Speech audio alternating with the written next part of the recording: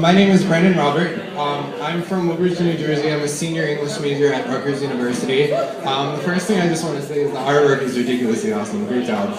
And I like the whole incorporation of different arts together because it really shows how visual and literary and all different kinds of arts come together, musical and everything, and that we all are integrated with each other. So it's cool to see that there's so much talent in the area. With that said, I was on spring break last year in the middle of March in a hotel at 3 o'clock in the morning. I watched a YouTube video and I got inspired to write this poem about everyone's got a sibling, and I decided why not write about it. It's called Little.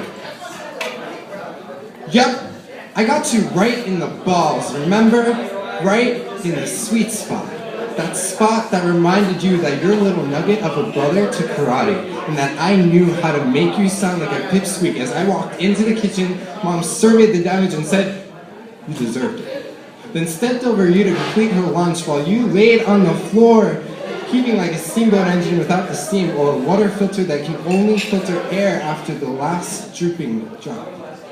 Call it an awkward beginning, Greg, but let me tell you that I don't laugh like a girl. That I love making peanut butter and jelly sandwiches, the ones I make you all the time, like the one you dropped as you avalanched to the ground, kicking and screaming, as Oreo barked, wolfing down that sandwich, filling her little belly.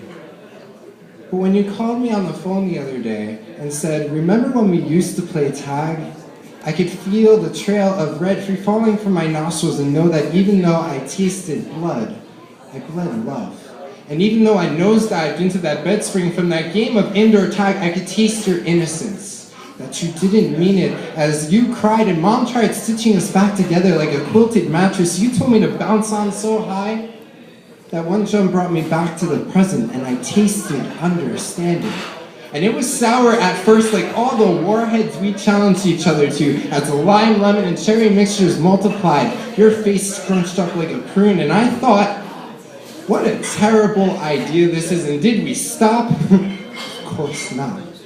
And it was sweet, like all the Gertrude Hawk chocolates I sold waiting for all my girlfriends to sync their periods together like an iPod playlist, so the box would vanish in a lunch session and I could tell you about my profits.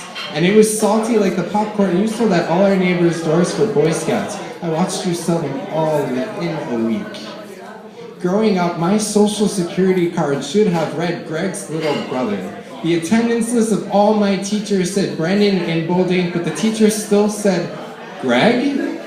"It's okay, I'm his little brother," I would say. I met God, and I believe in God, because God is a clarinet player. He wears glasses with squared rims, has a roaring laugh that makes mine sound like a whisper, resides in a small Jersey town, and I want to be just like him.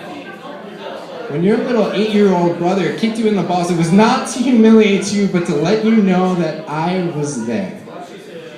When you called me on the phone the other day, everything collided into a realization that love is all the flavors of good and bad, friend and foe. And though our 8-year gap is wide like the hole between my 2 front teeth, when you called me on the phone the other day, you said, "Brandon, I really love you." Greg, I love you too. Thank you.